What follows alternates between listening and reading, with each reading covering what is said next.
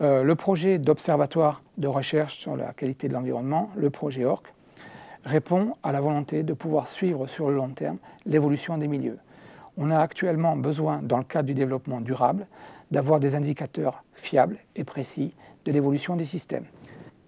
Ce type de projet aussi est très important pour les collectivités locales ou pour les pouvoirs publics, puisque sur le long terme, on va pouvoir suivre, par exemple, la mise en place des politiques publiques qui vont se traduire sur la qualité des milieux. Cette stratégie a déjà été mise en place par plusieurs laboratoires qui analysent et archivent depuis une vingtaine d'années différents types de milieux. Ce projet aura pour but, dans un premier temps, de mettre en place une infrastructure d'archivage de ces échantillons.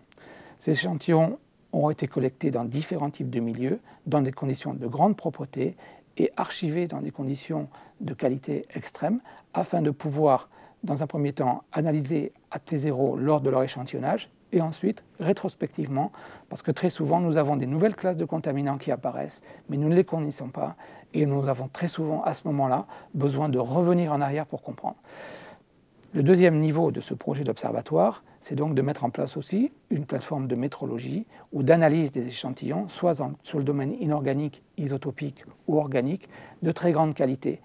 Nous allons donc développer tout un volet analyse et caractérisation de très haut niveau, et notamment avec l'expertise du laboratoire qui a une renommée internationale dans le domaine de l'analyse des traces et ultra-traces, y compris en isotopie.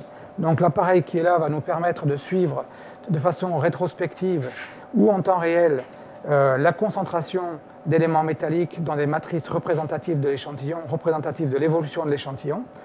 Les échantillons seront mis en solution, puis ensuite positionnés dans des conditions ultra propres, comme on peut le voir ici, sur un passeur automatique qui va ensuite analyser de façon automatique les échantillons.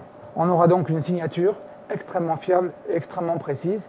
Et nous avons pu voir, par exemple, qu'on a pu discriminer l'origine des contaminations d'origine inorganique dans la vallée d'Aspe, dans le Gave de Pau, par exemple, ou dans le bassin d'Arcachon. Dans le cadre de ce projet, nous allons donc sélectionner et archiver différents types d'échantillons intégrateurs de la contamination ambiante et qui sont aussi d'intérêt économique. Nous suivrons par exemple les huîtres du bassin d'Arcachon, les anguilles de l'estuaire de l'Adour.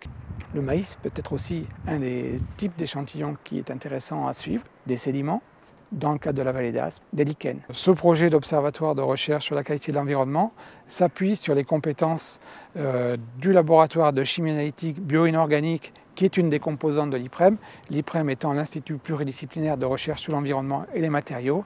Et cette opération-là permettra de préfigurer les développements futurs que nous réaliserons à côté de ce bâtiment, où on essaiera de mettre en synergie demande sociétale, collectivité locale, recherche et industrie.